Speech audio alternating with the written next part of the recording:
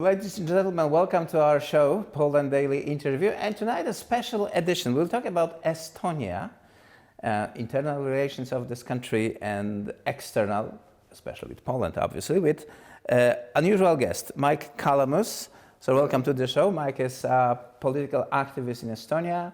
He is a conservative activist in the United States, dual citizenship, and also is a candidate for the Euro election this June. Yes. We have the same situation here with the local election, but it turns out that only the EU citizens and citizens of the Swiss Confederation and the UK are eligible to vote in the local election in Poland. No, we have everybody, even from people from Bangladesh.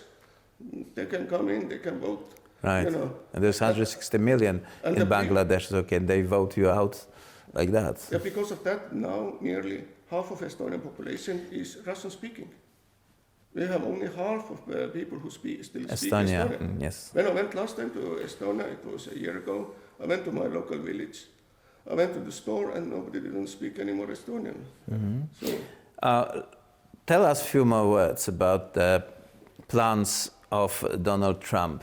Should he win this election and keep the fraud minimal? Because we are telling now that both electoral fraud in the United States and this scam with migrants will definitely help the Democrats, but maybe Americans are fed up enough to vote them out. Yes. So one thing that I have to tell that Donald Trump promises to end the war. Why? Basically because, like I told before, we don't have money anymore. We can't win that war anymore. So They're speaking now as an American citizen and yes. from the point of view of conservative America. Okay. Yes. And we are intelligent species. We have right now 1 million dead people in Ukraine. Especially it's hurting Ukrainians who are actually living there and who don't have much money, nowhere to go. So we are hurting that country. There has to be option, sit down and have some solution, because we can't go forward with this. It can be World War III very easily, and it's already there is signs that it's going to go there.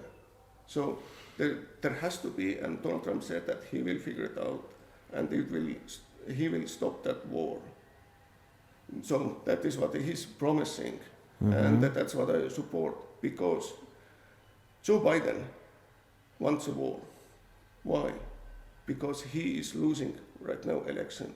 That's why you see what's going on in Estonia. Estonian Prime Minister is trying to provoke to have a war with Russia. So it's possibility, and it's really real possibility, that Russia will attack Estonia. on our way to Estonia. But that's and then Joe Biden can declare the war. That means there will be wartime laws and there will be no election.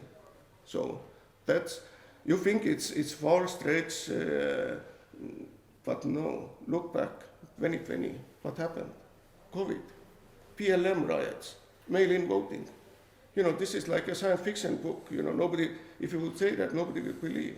So that's why we are very scared in Estonia what's going to happen in next months coming to elections, because globalists, they want to do anything to keep power. And especially, can you imagine, if Donald Trump will win, all the conservatives, all over Europe, all over the world, we have big supporter. So Estonian conservatives, Polish conservatives, we have somebody who can help us. right. And we have to have, I actually asked many conservatives, what's the plan? There is no plan yet. I said, conservatives, sit down, have a plan. When Donald Trump wins, we have to do something.